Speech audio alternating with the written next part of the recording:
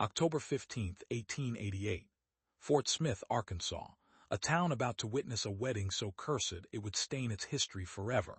A 45-year-old man named Nathaniel Decker walked down the aisle with Rose Sullivan, just 22 years old. But here's the insane part. Only 3 months earlier, Rose was engaged to Nathaniel's son, William Decker. And William, he was dead. A so-called hunting accident. But this wasn't an accident. It was a setup. What looked like grief and protection was actually the final act of a twisted, forbidden love affair, one that turned father against son. And once you hear what happened next, you'll realize this wasn't just a scandal. It was murder engineered with the precision of a heist. Because behind that wedding dress and black suit was a story dripping with blood. 3 failed murder attempts, months of secret poisoning, and finally, a flawless execution disguised as a hunting mishap. And the craziest part, the evidence proving it all has been buried in the Sebastian County Courthouse basement for over a century, records that officials tried to erase, witnesses that mysteriously disappeared, and a paper trail that screams conspiracy. Wait until you hear how far they went. Nathaniel and Rose didn't just cross a line, they erased it. Every witness who spoke too freely ended up silenced. Some vanished, some died, and the county itself, it looked away, protecting its own power and wealth. Fort Smith in 1888 wasn't just a booming lumber town, it was a battlefield where money, blood, and desire collided. And here's the chilling truth. William Decker's body wasn't the only thing buried that year. The secrets of the Arkansas lumber camps, the truth of what really happened in those woods, were buried right beside him. But not everything stays buried. Because we've uncovered the pieces, the failed murders, the slow poison, the forbidden passion, and the night William Decker's life ended under the barrel of a gun while his own father held the trigger.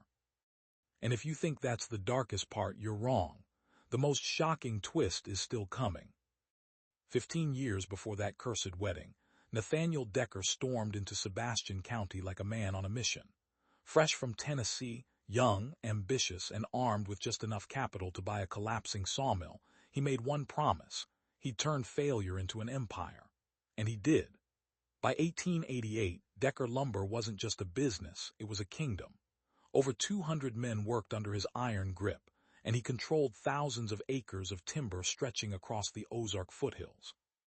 Every morning the air shook with the roar of his steam-powered saws, slicing through the valley from dawn until dusk. His lumber didn't just build Fort Smith, it built cities. Kansas City, New Orleans, the booming frontier all rose higher on Decker wood. And standing at the center of it all was Nathaniel himself. 6 feet tall, steel-gray hair, piercing blue eyes. He wasn't just a businessman, he was a king among men. People respected him, feared him, even envied him. But every king has a weakness, and Nathaniel's came in the form of his son. Margaret, his wife, had died 3 years earlier, leaving him alone to raise William. At 23, William was already showing the Decker curse, a frail constitution, a body too soft for a world carved from sweat and steel. He had his father's intelligence and his mother's gentleness, but to Nathaniel that kindness wasn't strength. It was weakness. Where Nathaniel saw conquest, William saw responsibility. Where his father demanded domination, William chose compromise. At 26, William wasn't cutting timber or running saws. He was buried in bookkeeping, handling customers, kept far away from the machines his father swore built real men. And every time Nathaniel looked at him, he saw the empire's future, fragile, hesitant, and disappointing. Meanwhile, the lumber camps sprawled like wild outposts east of Fort Smith, brutal, dangerous, alive with the smell of pine and the sound of axes. Narrow-gauge railroads snaked through the forest, dragging massive logs down to the river. These camps were filled with hardened men, Irish, German immigrants, escapees from northern factories, men who gambled with their lives every day. Some didn't survive the year. But when Saturday came, they swarmed Fort Smith's riverfront, gambling, fighting, drinking until dawn. It was a world of blood, sweat, and sudden death. And into this merciless world, on a crisp September morning in 1888, stepped Rose Sullivan. She carried nothing but a worn carpet bag and a past wrapped in secrets. She arrived aboard the paddle steamer Memphis Belle, and though no one knew it then, her presence would ignite a chain of events that would burn the Decker name into history, in blood. And here's the terrifying part. Rose wasn't just an innocent arrival. She was the spark that would set fire to everything. Rose Sullivan didn't step off the Memphis Belle empty-handed. She carried a letter of introduction from William Decker himself. But behind that folded paper was a story soaked in struggle and ambition. Born in County Cork, Ireland, Rose's childhood had been ripped apart when her family fled to Boston. Her father, Patrick, worked the docks until tuberculosis killed him when Rose was just 15. Her mother, Bridget, stitched clothes and scrubbed floors just to keep Rose and her two younger brothers alive. Poverty wasn't just a shadow, it was their constant companion. And if that wasn't enough, Boston streets spat on them with anti-Irish hatred. Work was scarce, wages lower, and opportunity nearly impossible. So when a marriage broker knocked on their door in the summer of 1888 with an offer that sounded like salvation, Bridget Sullivan saw the hand of God.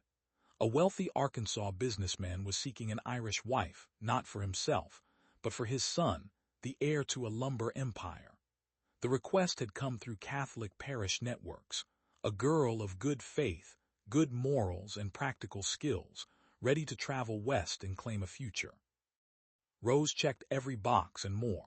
She wasn't just faithful and hardworking, she was sharp, restless, ambitious in a way few women dared to be. At 22, she'd been a seamstress, a shop girl, even a tutor in the homes of Boston's Protestant elite. She was underpaid, underestimated, and furious at a world that treated her as less than a stable boy. Marrying into the Decker fortune wasn't just an escape. It was revenge against the class that had always looked down on her. Her journey to Arkansas took 3 weeks by train to New York, then down the Mississippi by steamboat, and finally into the Arkansas River's twisting current. William had sent the money for first-class passage. He sent letters, too, filled with warmth, poetry, and his dreams of building not just lumber but furniture, factories, and a gentler kind of empire. On paper, he was everything she could have hoped for. But reality hit the moment she stepped off the steamer at the Riverside Depot. William Decker was exactly as he had described, kind, educated, secure, polite, and completely unremarkable. He greeted her with nervous smiles, helped her into the family's best carriage, and spent the ride apologizing for the dust, the heat, the ragged workers trudging along the road. He was sweet. He was safe. But Rose hadn't crossed oceans and rivers to marry safe. And that spark of disappointment she felt in that carriage, it would grow into a fire so dangerous, it would consume the entire Decker family. The Decker mansion loomed on Garrison Avenue like a fortress of wealth. 3 towering stories of Victorian splendor, its wraparound porches and manicured gardens screamed power. This was no ordinary home.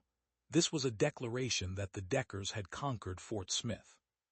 Servants carried Rose's carpet bag into the guest quarters, where she would stay until the wedding, just 6 weeks away. Everything seemed set, secure, until that first dinner. That was the night her carefully written future began to unravel. The dining room was a cathedral of wealth.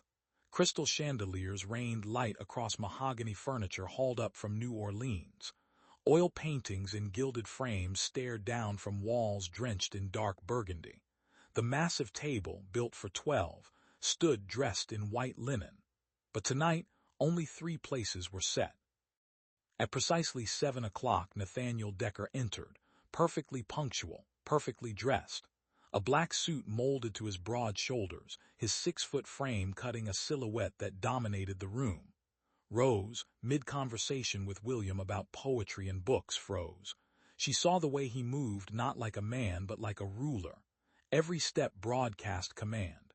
Every breath demanded obedience. "Father, may I present Miss Rose Sullivan?" William said nervously, stumbling up from his chair. "Rose, this is my father, Nathaniel Decker." Nathaniel reached across the table, taking Rose's hand in both of his, and he didn't let go. His ice-blue eyes locked onto hers, holding with a force that made her pulse pound. "Miss Sullivan," he said, his voice deep and resonant, "William's letters hardly did justice to your beauty. Welcome to our home." The words were wrong, inappropriate. A father should never speak that way about his son's bride-to-be, but Rose didn't recoil. She leaned in. For the first time in her life, she felt something she had been denied by every man in Boston: recognition. Not as a servant, not as charity, but as a woman worthy of desire. As the meal unfolded, William nervously rambled about honeymoon plans in New Orleans, but Rose barely heard him. Her eyes kept drifting back to Nathaniel. He commanded the room without effort. He spoke of lumber deals, of Arkansas politics, of building an empire from nothing. His words dripped with fire, and every story only pulled Rose deeper under his spell. And in that moment, across the polished mahogany table, a dangerous current sparked to life. Rose had come to Arkansas to marry William, but her future, her fate, was staring at her through Nathaniel's piercing blue eyes. And the choice she would make would cost someone their life. As dessert was served beneath the crystal chandeliers, Nathaniel steered the conversation toward the empire he commanded: 200 men, thousands of acres, a fortune carved out of raw forest. His voice carried the weight of destiny, the certainty of a man who bent the world to his will. William, by contrast, seemed to shrink in his father's shadow. Every opinion he offered came tangled in apologies. "Of course I could be wrong. Perhaps father sees it differently." And when Nathaniel pressed him about production numbers from the main sawmill, William stumbled, fumbling over words like a schoolboy, terrified of contradicting the man who towered over him. Nathaniel smiled, but his words sliced like a blade. "You must understand, Miss Sullivan," he said, his blue eyes fixed on her. "William has many fine qualities, but business requires ruthlessness, and that does not come naturally to him. He is too gentle for his own good." The statement landed like a challenge disguised as affection. To Rose, it revealed everything. Nathaniel wasn't afraid to expose weakness, even in his own son. He recognized it, named it, and dismissed it. And in that moment, she felt the pull, the gravity of a man who radiated danger, while William seemed to vanish into the wallpaper.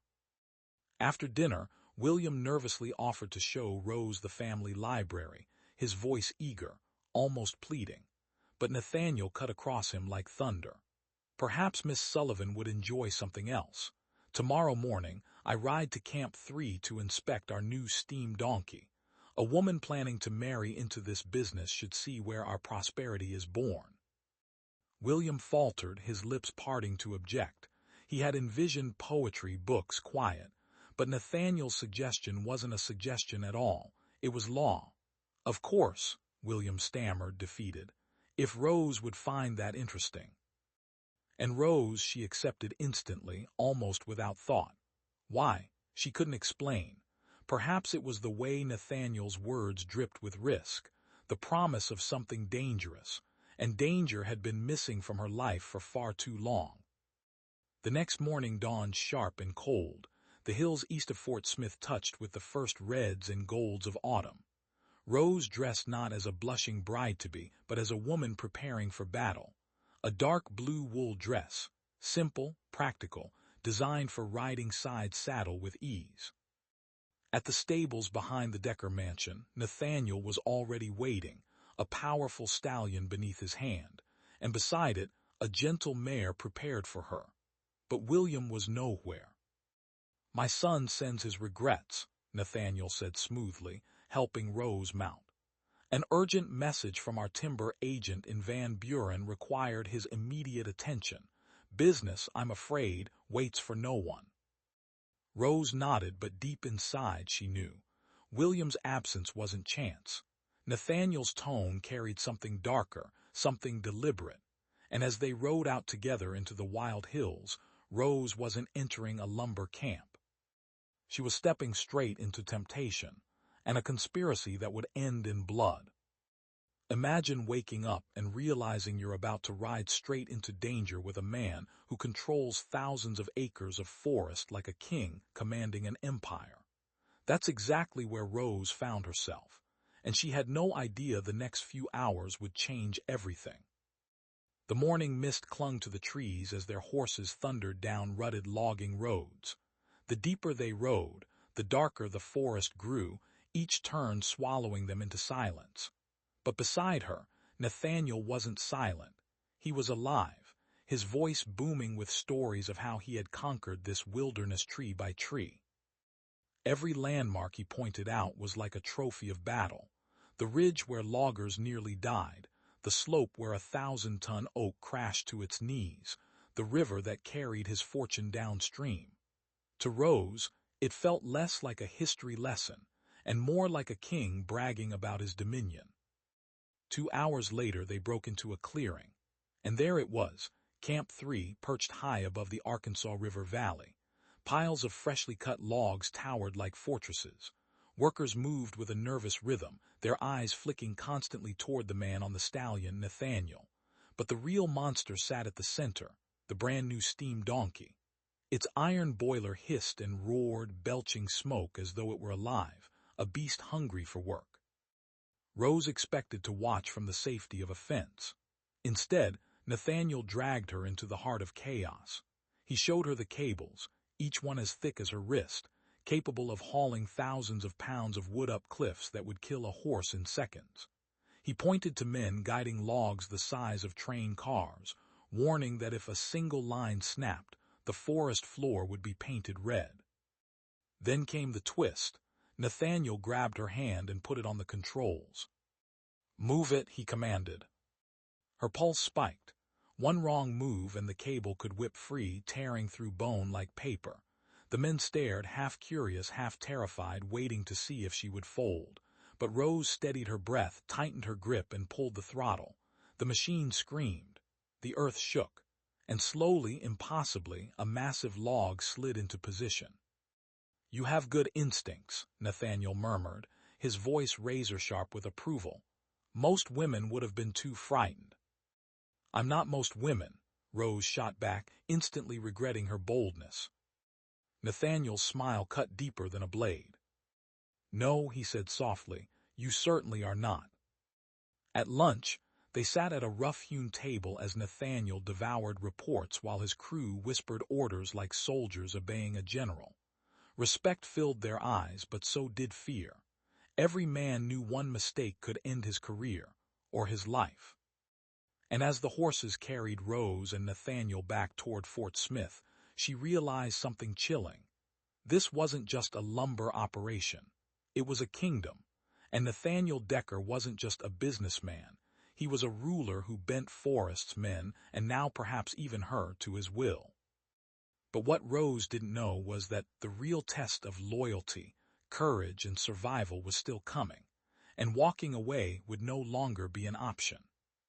This was the moment everything snapped. As their horses drank from a creek in the shadow of towering hickory trees, Nathaniel dropped a question that hit Rose like a thunderclap. "Tell me, what are your expectations for marriage?" Rose froze. It was supposed to be simple: be a good wife, raise children, support her husband. That's what every woman said. That's what she said. But Nathaniel wasn't buying it. His piercing blue eyes burned straight through her words. "That's respectability," he said coldly, "but what do you want?" The world around her seemed to go silent. No one in Boston had ever asked her that. Survival had been enough. But here, beside this man who ruled forests like an emperor, the truth slipped out before she could stop it. "I want to matter, to be part of something important, to build something that lasts." Nathaniel dismounted, crouched by the creek, and with effortless power skipped a stone across the water. Then came the dagger. "And do you believe marriage to William will give you that?" Her chest tightened. The question was scandalous, dangerous, yet she couldn't look away. "William is kind. He will provide for a family. He will." "That's not what I asked." His voice cut like an axe through timber. Rose's defenses crumbled. Slowly, she admitted the truth. No, he won't build anything, he'll follow. He'll always be a shadow. Nathaniel's smile was a storm breaking. He stepped closer, so close she caught the scent of pine and smoke clinging to him, the smell of empire itself. Then you understand my dilemma. 25 years I've built this kingdom, and when I die, it dies with me. My son lacks the will. Rose's pulse thundered. Every instinct screamed for her to mount up and ride back to safety. But instead, she whispered the question that would seal her fate. What do you intend to do about that? The answer wasn't words. It was a touch, his fingers brushing hers as he lifted her back into the saddle. Just a second, just a whisper of contact. But in that fleeting moment, he promised something terrifying and irresistible all at once. And Rose knew. She had just stepped onto a path with no return. Because what Nathaniel wanted from her wasn't love, it was legacy. The ride back to Fort Smith was silent, charged, electric, like two conspirators who had just crossed a line that could never be erased. Rose didn't dare speak, and Nathaniel didn't need to.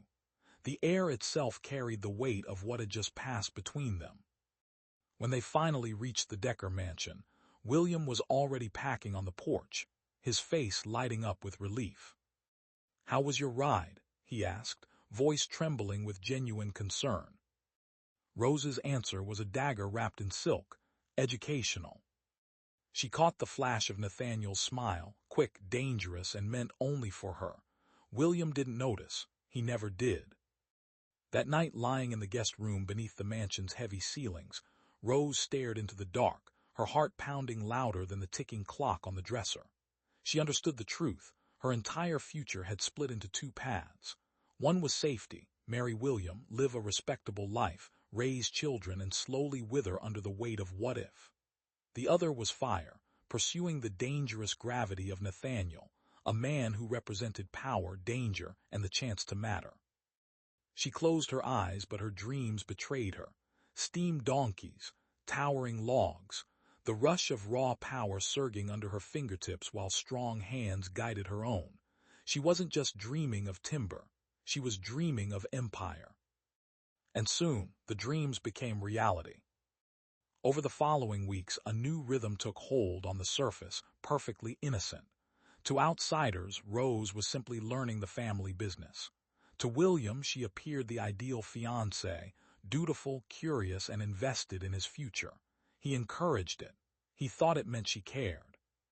But every visit, every errand, every whispered explanation of machinery and lumber flows was a move in Nathaniel's game, a carefully orchestrated seduction disguised as business.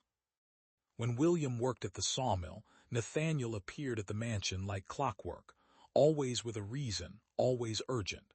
Contracts that demanded review, architectural plans that couldn't wait, machinery designs from Chicago that required her keen eye. And every time, he invited her along. Just a short trip to inspect a new mill site, a quick look at the lumber yards by the river. A brief conversation with dealers who knew how badly the Decker empire wanted to expand.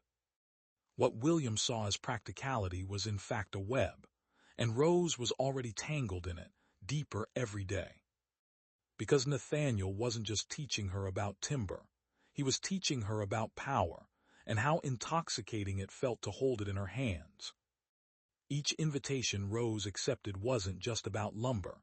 It was about stepping deeper into a world of raw power. On the surface, she looked like the perfect fiancé preparing to join a business empire, asking sharp questions about profit margins, production costs, and the mechanics of steam-powered beasts that could drag mountains apart. But beneath it all, something far more dangerous was happening. Nathaniel wasn't teaching her timber, he was teaching her power. He showed her how to see the world as he did, not as a place of fairness, but as a battlefield where only the ruthless survive. Weakness, he told her, was a luxury reserved for the conquered. Strength belonged to those who seized it, no matter the cost. And Rose, who just weeks earlier would have blushed at such talk, found herself nodding, agreeing, even craving more. William has never understood, Nathaniel said one October morning as their horses crunched through frost-covered leaves. In business, as in nature, only the strongest survive. He thinks fairness ensures success, but fairness is a luxury, one only winners can afford. The words struck like lightning. For the first time, Rose heard William described not as a man but as a liability. And worse, she found herself agreeing. These weren't just conversations. They were recruitment. Nathaniel was testing her, molding her, seeing if she would cross the invisible line between loyalty and conspiracy. And every time she nodded, every time she agreed, the line blurred further. Meanwhile, William was unraveling. Subtle at first, small changes that only magnified the chasm between him and his father. He became desperate to please, constantly seeking Nathaniel's approval for decisions that should have been his own. "Father, do you think Rose would prefer the church on Garrison Street, or the one closer to the river? Father, should we order beef or duck for the wedding supper?" Questions a groom should ask his bride, yet William asked his father. And Rose noticed every deferential glance, every nervous smile, every time he prefaced his own thoughts with, "Of course I could be wrong." The more William shrank, the larger Nathaniel loomed, and Rose could feel it, the dangerous shift. One man was fading into the background. The other was pulling her into his orbit like a planet caught in the gravity of a dying star. And the scariest part, she didn't resist, she wanted more. Imagine planning the most romantic moment of your life, and watching it get ripped away in seconds. William thought he was about to win Rose's heart forever. He'd prepared everything, a secret picnic on the banks of the Arkansas River, a handmade bouquet of autumn flowers, even a love poem he'd written just for her. 12 days before the wedding, this was supposed to be their night. The one that proved love was stronger than anything. But then, boom, Nathaniel drops a bomb. "The sawmill is breaking down. If it's not fixed tonight, everything we've built collapses." Just like that, William's perfect evening is under siege. Here, where it gets insane, instead of fighting for Rose, William froze. Every time Nathaniel spoke, William shrank. When his father commanded, William requested. When his father acted, William hesitated. And Rose saw it. She felt it. The man who once seemed tender and noble in letters now looked powerless in front of her eyes. This was no longer just a picnic. It was a battlefield, a test of strength versus weakness, power versus love. William begged, "Can it wait until morning? The supervisor usually handles this." But Nathaniel crushed him with a cold truth. The supervisor is sick, and the only parts dealer leaves tomorrow. If we don't fix this tonight, we lose a week. Tick-tock, the clock was already counting down. And Rose, she watched, heart sinking, as William's once bright flame dimmed into hesitation. She had wanted a husband who could claim his place in the world. Instead, she saw a man paralyzed by his father's shadow. But here, the chilling twist, Nathaniel wasn't just sabotaging a picnic.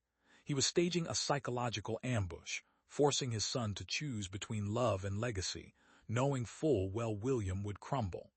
And while William wavered, Nathaniel tightened his grip not on the sawmill but on Rose's heart. And what happens next will shatter everything they thought they knew about loyalty, love, and power. This wasn't just a broken sawmill. This was a trap, and William walked right into it. Nathaniel hadn't simply asked for help. He had engineered the situation so refusal looked selfish, immature, even dishonorable. William thought he was making a choice. In reality, the choice was already made for him. Business must come first. Rose will understand. With those words, William signed away more than just a sunset picnic. He revealed his fatal flaw: he would always yield, always avoid conflict, even at the cost of his own happiness. Rose didn't just hear his apology. She felt the truth. William could never stand between her and the world. But Nathaniel wasn't done, not even close. With a smooth smile, he struck again. Perhaps Rose would enjoy seeing the mill operations while you're working on repairs. She's shown such interest in learning about the business. Genius. It looked like kindness, but in reality it was a masterstroke, a move that split William from Rose while drawing her deeper into Nathaniel's orbit. And William, blind to the danger, lit up with relief. His father wasn't just helping him. He was saving the evening. Would you mind terribly, Rose? Father knows the mill better than anyone. Rose's lips said yes with enthusiasm, but her mind was already racing. She could see Nathaniel's hand in every detail, every pivot. This wasn't accident. This was orchestration. As dusk fell, William marched off to the sawmill with his repair manuals, still clinging to his promise of tomorrow's picnic. But Rose didn't believe in tomorrows anymore, not with Nathaniel standing beside her. And now, for the first time since their fateful ride to the timber camp, she was completely alone with him. The mansion seemed to expand around them, its silence heavy, its air charged like the seconds before a lightning strike. Every stolen glance, every ambiguous word, every dangerous possibility, it all hung between them, waiting. Nathaniel's voice cut through the tension, low and deliberate. "Shall we go to the mill?" Rose lifted her eyes, meeting his, and in that moment, the entire course of her life teetered on the edge of a single decision. But what happens at the mill will change everything. This wasn't a garden stroll. This was the moment Rose's entire destiny teetered on a knife's edge. When Nathaniel asked if she wanted to see the mill, Rose didn't just decline, she detonated their pretense of innocence. "I'd rather not," she whispered. And in Nathaniel's smile, she saw it all. The promise of passion, the warning of ruin. The mill tour that never happened became the spark that ignited the most dangerous month of their lives. Instead of machinery and sawdust, the night unfolded under moonlight in the mansion gardens. Dark hedges, shadowed fountains, and words sharp enough to slice through the fabric of propriety. Nathaniel stopped at the fountain, his voice low, dangerous. "I've been married. I know the difference between affection and passion. William offers you one. I could offer you the other." The world tilted. Rose's pulse hammered in her chest. "But William, he's your son." "Yes," Nathaniel said, his jaw tightening, his eyes burning. "And that makes what I'm feeling both impossible and inevitable." The air between them electrified. This wasn't a businessman speaking. This was a predator caught in his own hunger, a man who had spent decades building an empire, now risking everything for a woman who could destroy him. Rose turned, searching for reason, but Nathaniel's words pulled her deeper. Some hungers are too powerful to ignore, no matter how inconvenient. And then came the dagger, sharp, cold, merciless. "William will survive disappointment. He survived it before." That single line should have shattered Rose. It should have sent her running. Instead, it cracked something open inside her. Because Boston had never given her choices. She was an immigrant girl destined for obscurity, survival her only dream. William offered escape, but Nathaniel offered something terrifyingly intoxicating, power, a seat beside him in shaping an empire that could outlive them both. Her voice trembled, but her resolve hardened. "I need time to think." Nathaniel didn't flinch. He didn't argue. He simply smiled like a man who already knew the ending of a game no one else realized they were playing. "Of course," he said smoothly, "but don't take too long. Because in this game, hesitation could be fatal." "Don't wait too long," Nathaniel had warned her. "Some opportunities don't present themselves twice." The next morning, William reappeared like a man desperate to erase guilt. Exhausted from working until dawn on the mill repairs, he drowned Rose in apologies, promising her that nothing would ever again come between them. But the moment he asked, "Did Father give you an interesting tour of the mill?" Rose's stomach flipped. This was the first test of their secret. She smiled politely, her words wrapped in careful deception. "We didn't actually visit the mill. Your father thought it would be inappropriate for a lady after dark." William's relief washed over him instantly, his conscience soothed. He didn't see the glance, quick, sharp, electric, that passed between Rose and Nathaniel across the table. That glance wasn't just dangerous, it was the birth of a conspiracy. From that day forward, every moment was a lie stacked upon the last. Nathaniel engineered business errands with precision. A property inspection that suddenly required a woman's perspective. A meeting with New Orleans lumber buyers, where Rose's presence was indispensable. A dinner with Chicago suppliers, where her refined conversation became the perfect mask.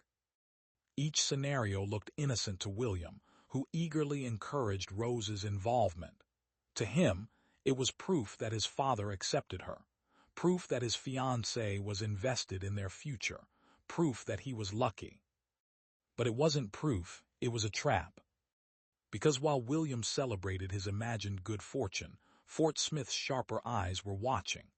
Mrs. Adelaide Forrester, queen of Garrison Avenue gossip, noticed something William never could: Nathaniel's carriage, rolling up to his own mansion again and again, always at the same hours.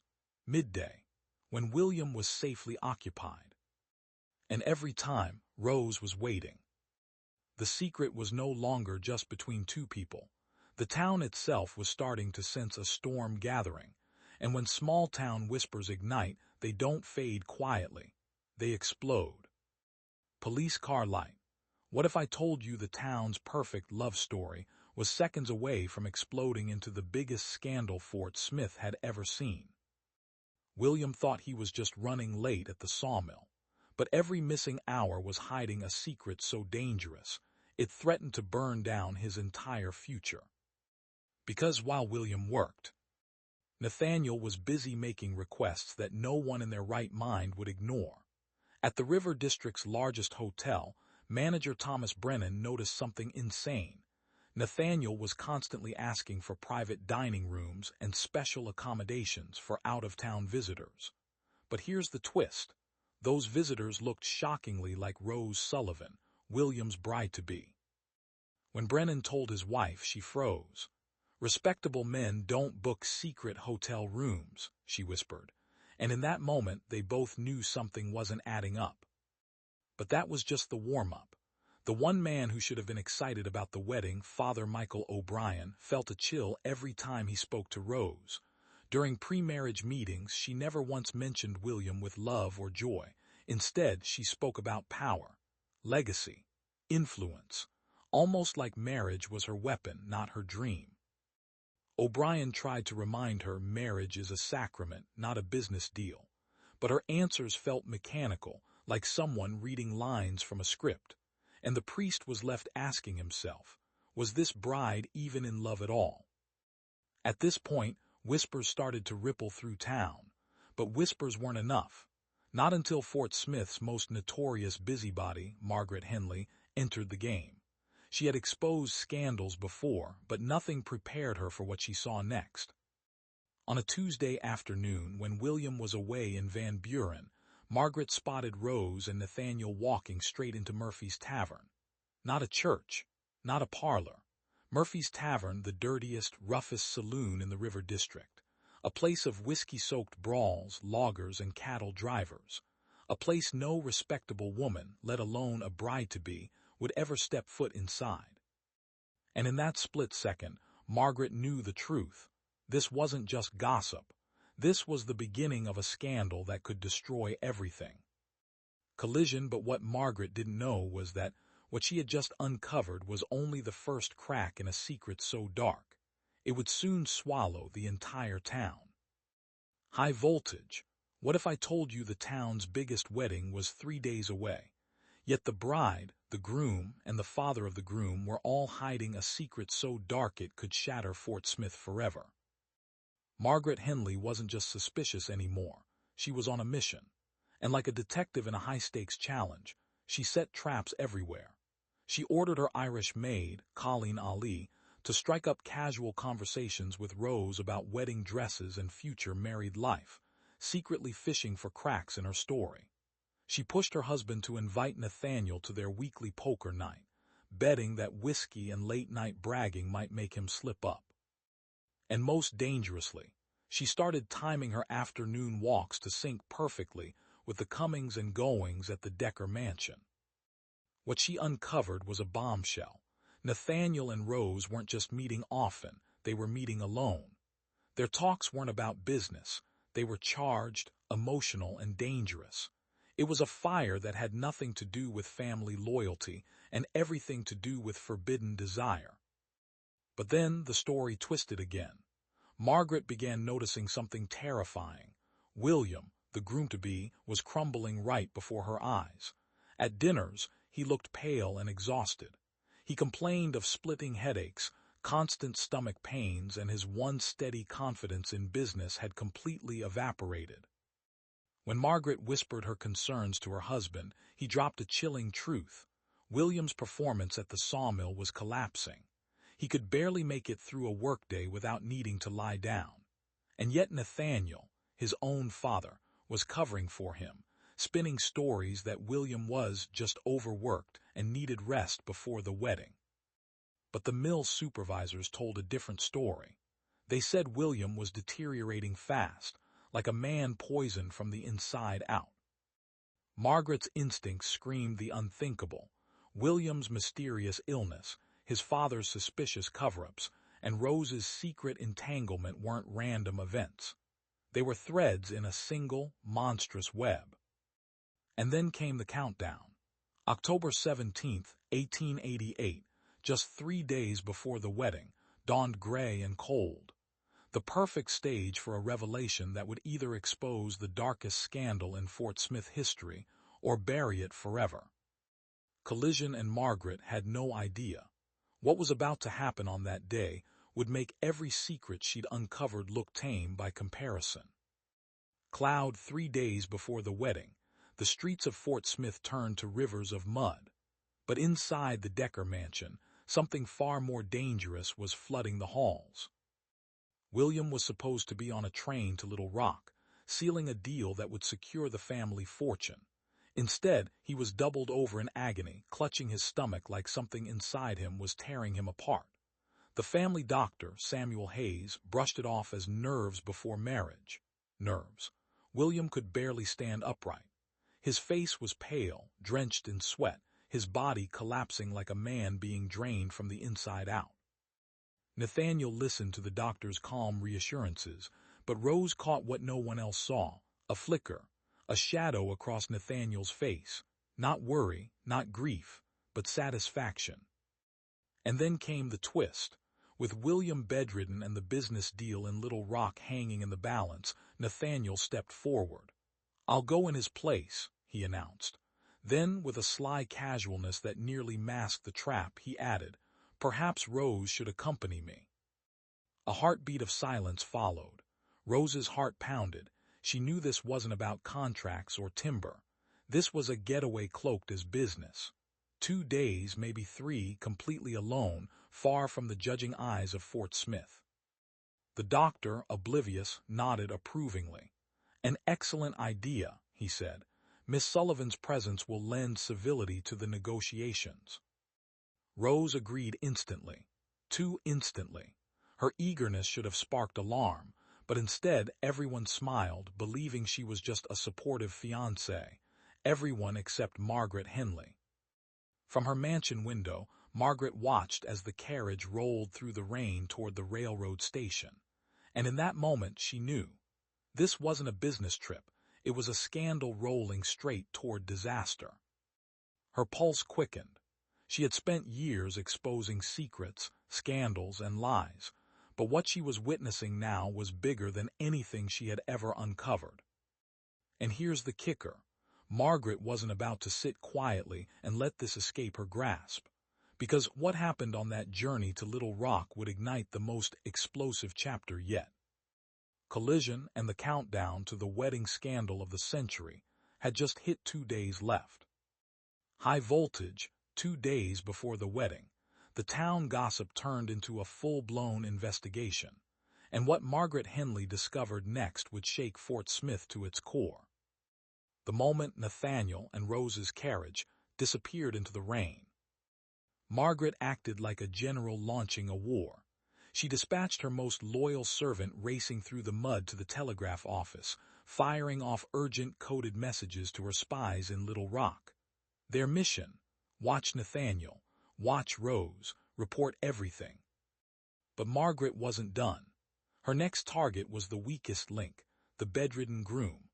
Armed with a basket of herbs and a mask of motherly concern, she arrived at the Decker mansion and was ushered straight to William's chamber. What she found nearly stopped her heart. William was a ghost of himself, sunken cheeks, trembling hands, his once bright eyes now dull and glazed. Even beneath layers of blankets, he shook like a man with death creeping through his veins. "You poor dear," Margaret cooed, sliding into the chair beside his bed with the precision of a predator. "Dr. Hayes says it's just nerves, but tell me, are you eating properly?" William's voice cracked as he confessed. His appetite had vanished. Food tasted strange, metallic, as though every bite carried a hidden bitterness. Even his favorite dishes left him nauseated.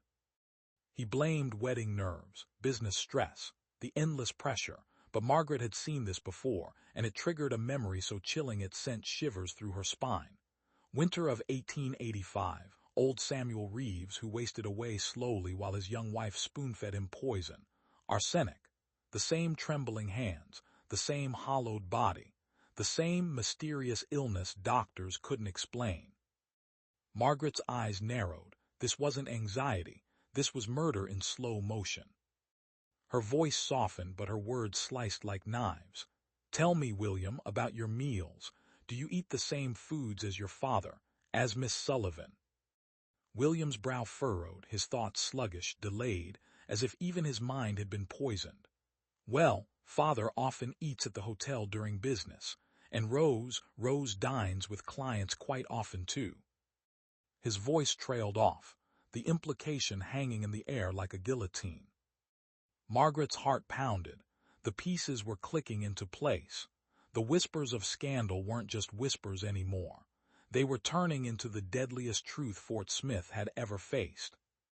Collision, and with less than 48 hours until the wedding, Margaret knew.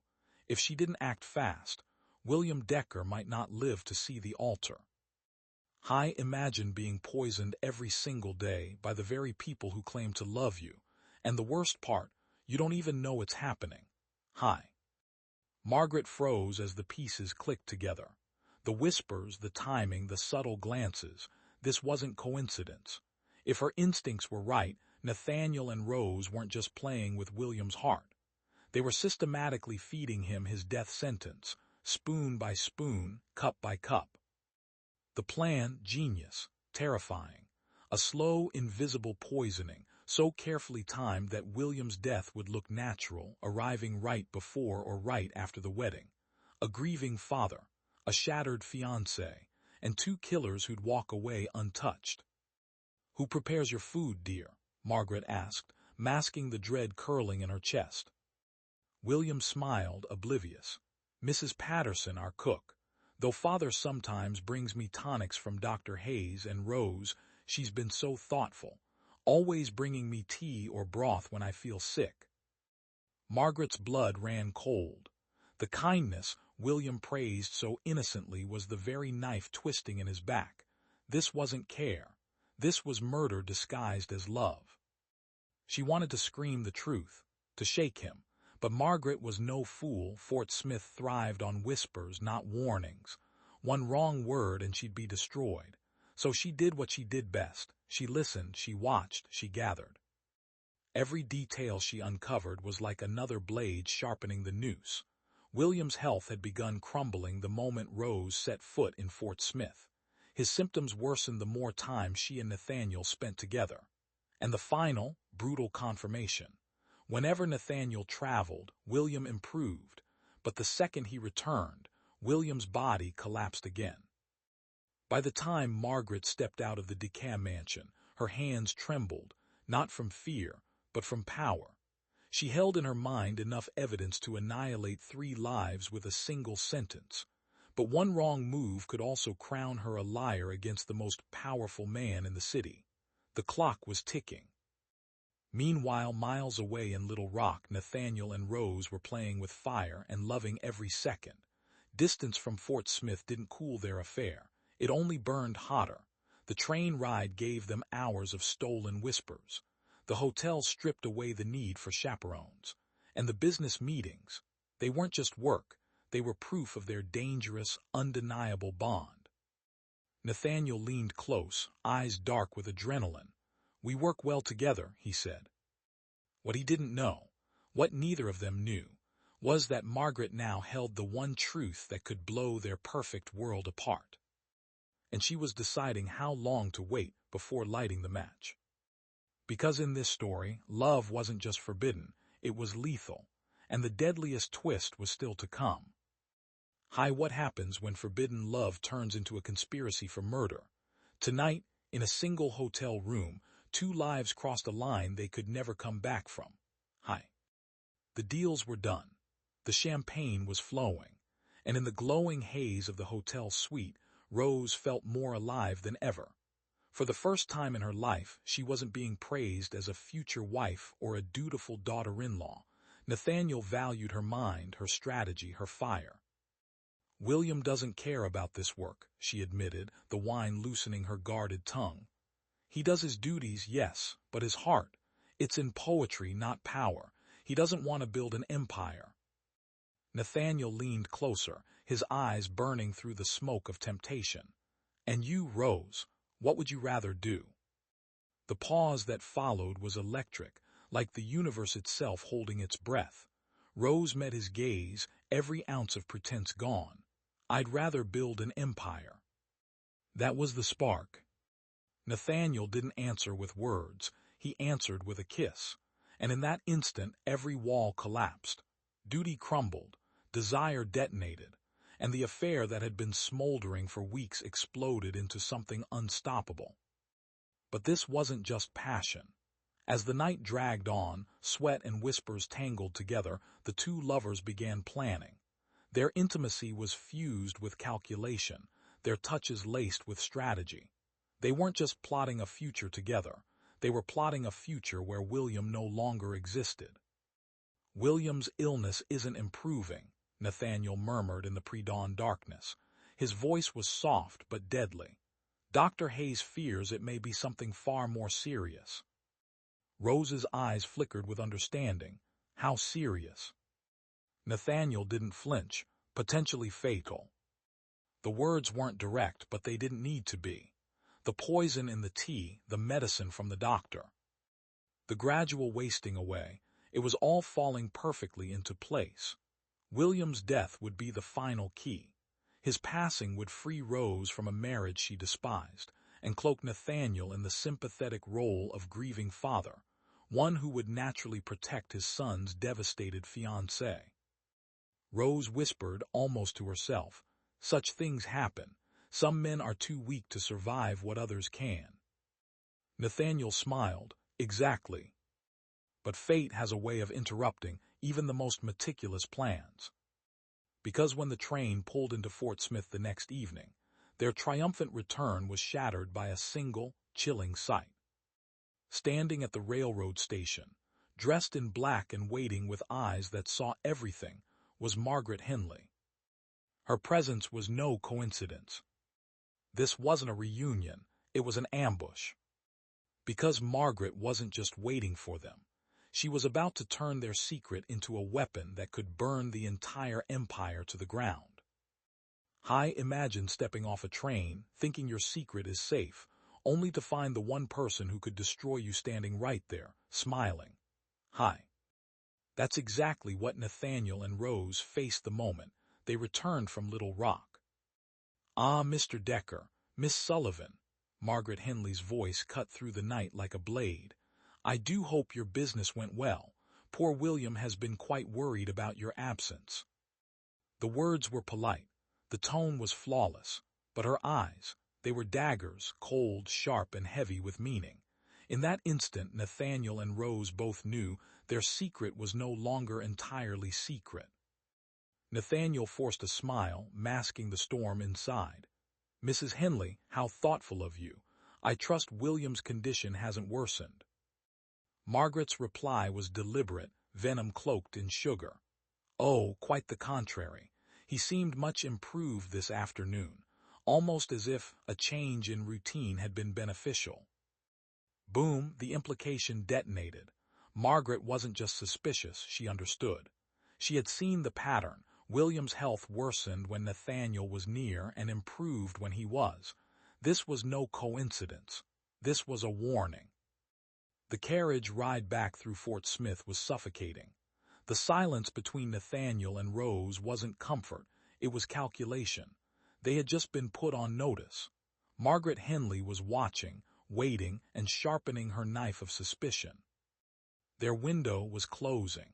Any further decline in William's health would be traced straight back to them. They needed something bigger, faster, cleaner, a plan so decisive that Margaret couldn't possibly pin it on them. And then it hit, a plan that was both brilliantly simple and monstrously ruthless. October 19th, 1888. The air was crisp, the skies clear, the kind of day that begged for adventure. At breakfast, Nathaniel dropped the bombshell. "William, I've arranged a farewell hunting expedition for you and your closest friends. A proper bachelor's outing before tomorrow's ceremony." William's pale face lit up with boyish excitement. For weeks he had been wasting away in bed. But today, the idea of fresh air, laughter, and the thrill of the hunt gave him life. "Excellent idea," he said, color rising in his cheeks. "I could use the exercise before tomorrow's ceremony." The friends cheered. William beamed. And Rose, she played her part flawlessly, pouting, sighing, feigning disappointment at being left out of masculine festivities. But inside she knew the truth. This wasn't just a bachelor's hunt. This was the final act, the culmination of every whispered plan, every poisoned cup, every stolen kiss in the shadows. Tomorrow was supposed to be William's wedding day, but today would be his last hunt.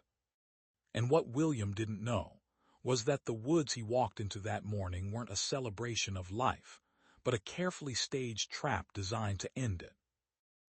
Tomorrow was supposed to be his wedding day, but today 6 men were heading into the woods, and only one of them didn't know it might be his last. This wasn't just a hunting trip. It was a master plan in motion, carefully crafted in whispers during Little Rock, now unfolding with military precision. Nathaniel wasn't just William's father. He was the architect of a deadly game. The guest list was flawless. 6 men, all respected, all trusted, and all experienced hunters. William, the unsuspecting groom, Nathaniel, the puppet master, Harold Henley, Margaret's husband, Thomas Brennan from the hotel, Dr. Samuel Hayes, the family physician, and James Crawford, the mill's no-nonsense supervisor. Together, they looked like a merry band of sportsmen, but Rose saw what the others didn't. Nathaniel had chosen the hunting grounds himself, an isolated stretch of timberland where twisted logs and heavy brush would swallow sound and sight. The kind of place where accidents didn't just happen, they went unquestioned. He dictated the rifles, he arranged the formation, and he placed himself and William in positions that could, with one misstep, turn into tragedy. He even had a word for it: hunting mishaps. William, ever the polite son, asked Rose before leaving, "Will you be all right alone for the day? It feels wrong leaving you the day before our wedding." Rose smiled sweetly, but her mind was steel. She already had her alibi locked in. An afternoon with Margaret Henley, her sworn enemy, the very woman who suspected everything. It was the ultimate shield. If William didn't return, Rose's hands would look clean. At dawn, the wagon rolled out, rifles glinting, ammunition stacked, and spirits unnervingly high. William, pale but optimistic, joked about bagging his first buck. His friends teased him, laughter echoing like ghosts in the early mist. Dr. Hayes carried a flask of whiskey, promising a toast to victory. Harold Henley had cigars straight from Cuba, and James Crawford, the veteran hunter, lectured on tracking and wind direction, blissfully unaware that the real prey wasn't a deer. But Nathaniel wasn't laughing. He wasn't drinking. He wasn't joking. His eyes scanned the terrain like a predator. He measured distances, calculated sight lines, noted cover. Every step was preparation for the moment when fate, or something far darker, would decide William's future. And as the wagon disappeared into the misty hills, one truth became terrifyingly clear. William Decker believed he was on a hunt for deer, but Nathaniel had set the stage for a hunt of an entirely different kind. The guns were loaded, the trap was set, and deep in the autumn woods, William's final countdown had already begun. The forest was a trap, and only one man knew it. Nathaniel wasn't just planning a hunt. He was planning a setup so dangerous it could end in blood. The timber stretched for hundreds of acres, a maze of oak, hickory, and pine.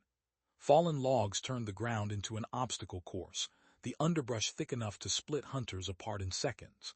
Gunshots echoed so wildly that no one could tell where they came from. If a man went down, he could lie there for hours before anyone found him. Nathaniel's voice cut through the cold morning air as he laid out the rules. Spread out. Keep each other in sight when you can, but chase the tracks if they look promising. To the others, it sounded like brilliant leadership. Safety, strategy, precision. They applauded his thoughtfulness, believing he had their best interests at heart, but hidden beneath his calm exterior was a deadly design. Because this formation wasn't just for hunting deer, it was for isolating his own son. This spread meant one thing: at any moment father and son could be alone. No witnesses, no accountability, just the crack of a rifle that could be blamed on anyone. And if tragedy struck, a single shot lost in the chaos of the woods. A story of a terrible accident no one could prove.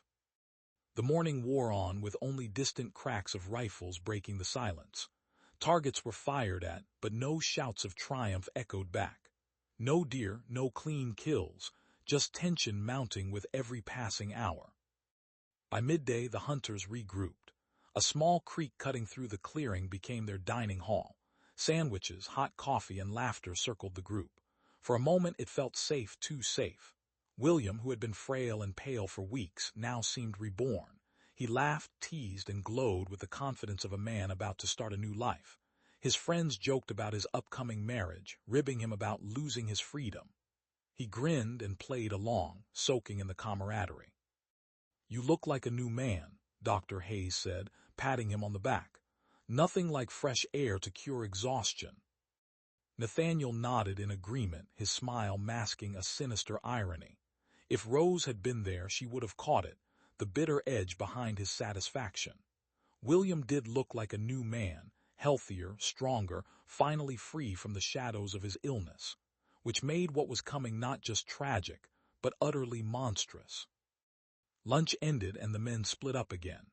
This time Crawford swore he'd spotted fresh deer tracks deeper in the timber. The group moved toward rougher terrain, where the slopes pitched steeply and the cover grew so thick it could swallow a man whole. Every step was a gamble. One slip could send a hunter tumbling. One wrong move could separate him forever. The trap was closing. The clock was ticking. And somewhere among those trees, fate was about to deliver its deadliest shot yet. The forest went silent. Then boom. A single rifle shot ripped through the Arkansas hills at 2:30 p.m. It was the kind of sound that makes your blood freeze, because you know someone's life just changed forever.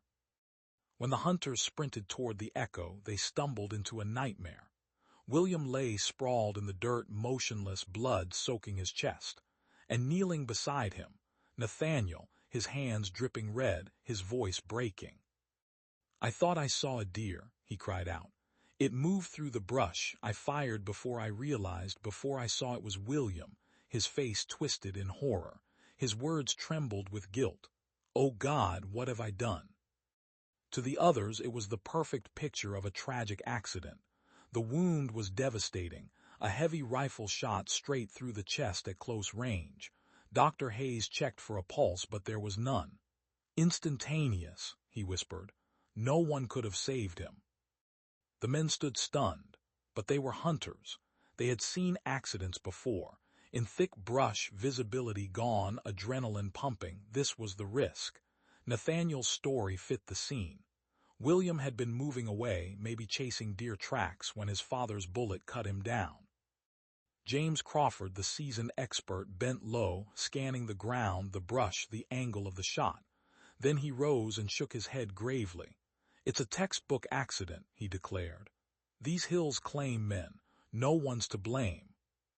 The group exhaled in sorrow, but relief too. They wanted to believe him. They needed to believe him, because the alternative, that a father had just executed his son, too monstrous to face. But as the others prepared William's body for the long ride back to Fort Smith, Harold Henley noticed something that made his stomach twist. He crouched near the wound, eyes narrowing. The shot's angle matched Nathaniel's story, slightly above and behind. Yes, but the powder burns on William's clothes told a darker truth. This shot hadn't been fired from 50 yards away. It was much closer. Wait, what? If Henley was right, then Nathaniel's entire story was collapsing, which meant this wasn't an accident at all, it was murder. The question now, would anyone dare to confront him, or would the perfect crime go unchallenged forever? Harold Henley kept silent. He said nothing about the powder burns, nothing about the impossible range.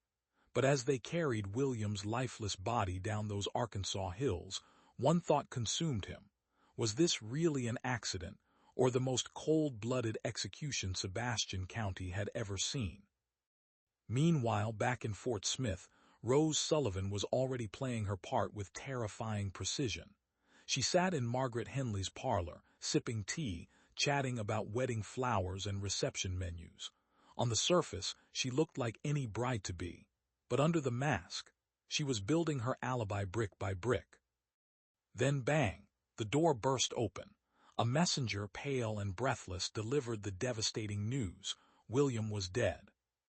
Rose's reaction was flawless. Her body trembled, her sobs sharp, her words dripping with grief. "Oh, the poor man," she wailed. "To lose his son like this and just hours before the wedding, how will he ever forgive himself?" The room believed her, everyone except Margaret Henley. Margaret watched like a hawk, her sharp eyes cutting through Rose's tears. And in that moment she saw something no one else dared notice. Beneath the sobbing, beneath the black veil, was the faintest flicker of satisfaction. Rose wasn't just grieving. She was hiding a smile. By nightfall, the hunting party trudged back into Fort Smith, William's body draped in solemn silence. Margaret knew the truth in her bones. She had just witnessed the most calculated murder in county history. But how could she prove it? The evidence was gone. The witnesses convinced. And the town itself would rather cling to the story of a tragic accident than admit to the nightmare of premeditated patricide. October 21st, 1888. William Decker's funeral drew the largest crowd Fort Smith had ever seen. The Methodist church overflowed with mourners, grief pouring into the streets. Everyone wept for the young man who'd never lived to see his wedding day. And Nathaniel, he played his role to perfection. He stood broken, hollow, guilt carved into every line of his face. When he tried to speak, his voice cracked. When the coffin dropped into the ground, he collapsed, sobbing so violently that friends had to hold him up. The crowd gasped. Any doubts that lingered about his innocence evaporated in that moment. To them, this wasn't a murderer. They were looking at a shattered father, crushed by his own mistake. And standing among the mourners, veiled in black, was Rose. Her tears flowed, her face the image of grief. But Margaret Henley, watching from the crowd, knew better. She saw the truth behind the performance. This wasn't grief. This was victory. The greatest con in Fort Smith's history had just been pulled off in plain sight. The funeral was over, the grave was filled, but the performance, oh, that was just beginning. Rose Sullivan, veiled in black, stood with flawless dignity, mourning fiancé, future caretaker, the perfect picture of loyalty. Condolences poured in, whispers of pity, even suggestions that she return to Boston to escape the shadow of tragedy. But Rose crushed that idea with a single line. William would have wanted me to care for his father. It was brilliant, it was calculated, and it worked. Father O'Brien hesitated. Something gnawed at him, an unease he couldn't quite name. But even he bowed to Rose's quiet devotion, promising to keep watch. Margaret Henley, however, wasn't fooled. She saw through the black veil, through the trembling hands. Rose wasn't staying out of grief. She was staying for power, for wealth, for position, for the empire Nathaniel Decker had built. But Margaret also knew the rules of survival. Nathaniel Decker was untouchable, too respected, too powerful. One accusation without proof and she would be destroyed, not them. The only weapon she had was patience, so she bided her time. She began recording, observing, documenting, every whisper, every glance, every slip of truth that others dismissed. And sure enough, her patience was rewarded. By Christmas of 1888, barely 2 months after William's death, Nathaniel and Rose were seen together constantly. Their shared grief was the perfect excuse, the perfect shield. By Easter of 1889, rumors were spreading like wildfire. An engagement. Then came June. Exactly 8 months after William's body hit the ground in those Arkansas woods, Rose Sullivan married Nathaniel Decker. The wedding was quiet, modest, an illusion of humility. But make no mistake, it was a coronation. Nathaniel had secured his heir. Rose had climbed to the throne she'd been plotting for since the day she stepped off the train. Together they became unstoppable. Business, politics, society. Rose and Nathaniel ran Fort Smith with ruthless precision. What had begun with whispers in the shadows had transformed into raw, undeniable power. But as the town celebrated their rise, Margaret Henley sharpened her knives. Because she knew something the rest of Fort Smith refused to see. This empire had been built on a grave, and one day graves don't stay quiet. Fire, buckle up, because what starts as a tragic love story is about to spiral into one of the most shocking betrayals of the 19th century. The world saw Nathaniel and Rose as the perfect couple, bound by heartbreak but determined to rise from the ashes. They traveled city to city, closing deals, smiling for investors, presenting themselves as two survivors chasing redemption. But hidden beneath the polished image was a truth so twisted it could burn their empire to the ground. Margaret Henley was the only one who spotted it. While others swooned at the tragic romance, she noticed something sinister. This wasn't a marriage of survival. It was the reunion of lovers who had been entangled long before the ink dried on their vows. The whispers, the private jokes, the knowing glances, they weren't born from grief, but from secrets stretching back before William's body was even cold. And then came the first jaw-dropping clue. Rose wasn't just tagging along on lumber deals, she dominated them. She negotiated contracts with icy precision, predicted shifts in the market like a chess master, and crunched numbers with the accuracy of someone who had been inside the company's books for years. That should have been impossible. William had only just died. How could she know so much, unless she had been preparing long before his accident? When Margaret confided in her husband Harold, the ground shook beneath them. Harold confirmed her suspicions. Rose's knowledge was terrifyingly advanced, the kind of mastery that takes years to build. During board meetings, she asked questions only a seasoned lumber baron would even think to ask. Harold muttered the words no one else dared. It's as if she was preparing to take my place before William even died. And that's when the puzzle pieces slammed together. Margaret realized this wasn't grief. This was strategy. Nathaniel and Rose hadn't stumbled into power, they had engineered it. William's death wasn't just convenient, it looked like it was part of the plan all along. But here's the catch. Suspicion alone wasn't enough. Margaret needed proof, real, undeniable proof. And until then she had to wait like a predator circling its prey for the conspirators to make a fatal mistake. And when that mistake came, it didn't just crack the facade, it detonated it. Because in the summer of 1891, something happened at the mill that no one, not even Margaret, was prepared for. Hourglass not done, and here's the countdown. What unfolded next wasn't just a slip-up. It was the single event that threatened to expose their entire murderous empire. Backhand index pointing right, stay locked in. The most shocking reveal hasn't even dropped yet. High voltage, imagine this. The very man who ruled William's death and accident, James Crawford, the mill supervisor, suddenly drops dead in his own home. At first glance, natural causes. Dr. Hayes chalked it up to heart failure, pointing out Crawford's recent chest pains. Case closed, or so it seemed. But then Crawford's widow, Ellen, whispered the kind of bombshell that could blow the whole conspiracy wide open. She told Margaret that her husband had been terrified in the weeks before his death, not of some physical attack, but of something darker, something tied directly to the DeCaff family. He confessed that Nathaniel had been paying him unsettling visits. He muttered about inconsistencies in William's hunting accident. And most chilling of all, he hinted that if his suspicions proved true, their entire family might need to flee Fort Smith. Crawford had seen too much. As the most experienced hunter in the party, he alone had the technical knowledge to spot what didn't add up. If he started asking the wrong questions, the carefully crafted cover story could unravel in seconds. Margaret didn't need a coroner's report to see the truth. Crawford hadn't died of fear. He'd been silenced. But the nightmare wasn't over. 6 months later, death struck again. Dr. Samuel Hayes, the very man who examined William's body and declared it an accident, was suddenly found dead.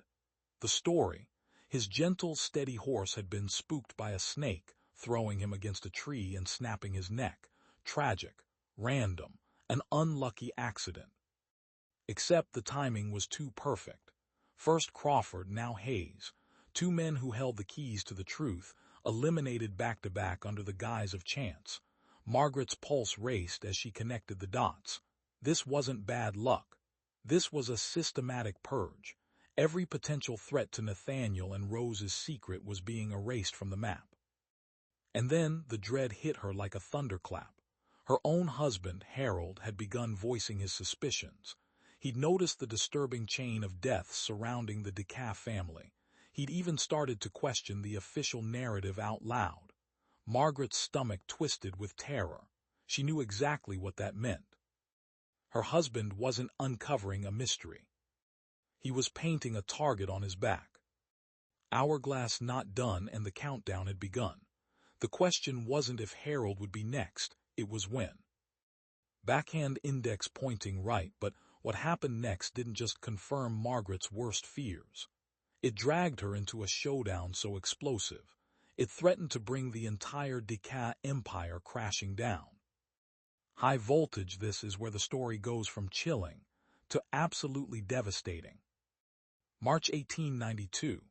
Harold Henley, the one man brave enough to question the DeCaff empire, attends a business dinner hosted by Nathaniel and Rose. Hours later, he's violently ill. Doctors dismiss it as spoiled oysters, just food poisoning. Harmless, treatable. But Margaret knew better. She had seen these symptoms before: the fatigue, the stomach cramps, the rapid decline. This wasn't bad seafood. This was the exact same slow, systematic poisoning that had killed William. And now it was happening again, this time to her husband. For 4 years, Margaret had been playing the long game, collecting documents, piecing together patterns, building trust with law enforcement far outside Sebastian County, where local officials lived in Nathaniel's shadow. And now, as Harold's condition worsened, she realized this was the moment. This was her chance to finally blow the conspiracy wide open. On March 15, 1892, Harold was dead. Another life erased. Another obstacle cleared from Nathaniel and Rose's path. But this time, Margaret was ready to strike back. She marched to the telegraph office, her evidence in hand, prepared to summon federal marshals and ignite the firestorm that would finally expose Fort Smith's darkest secret. And then silence. Her messages went out, but no one came. Her files, painstakingly built over years, weren't enough to crack the ironclad legend that Nathaniel and Rose had forged. To the public, they weren't monsters. They were a love story, a tragedy turned fairy tale. Two broken souls who found each other in grief and built a dynasty from the ashes. The town had already decided what to believe. They wanted heroes, not killers, and Margaret, she was dismissed, forgotten, her warnings buried along with Harold in the Fort Smith cemetery. Meanwhile, Nathaniel and Rose thrived. They expanded their lumber empire across 3 states. They built a towering mansion that dominated the skyline. They raised 3 children, and history remembered them not as conspirators in a string of calculated murders, but as pioneers, visionaries, and the very heartbeat of Arkansas prosperity. But here's the truth Margaret died knowing. Behind that shimmering legacy, behind the folklore and the marble halls, lay a trail of blood, a dynasty built not on love but on murder. And the darkest twist of all, the secret never died with them.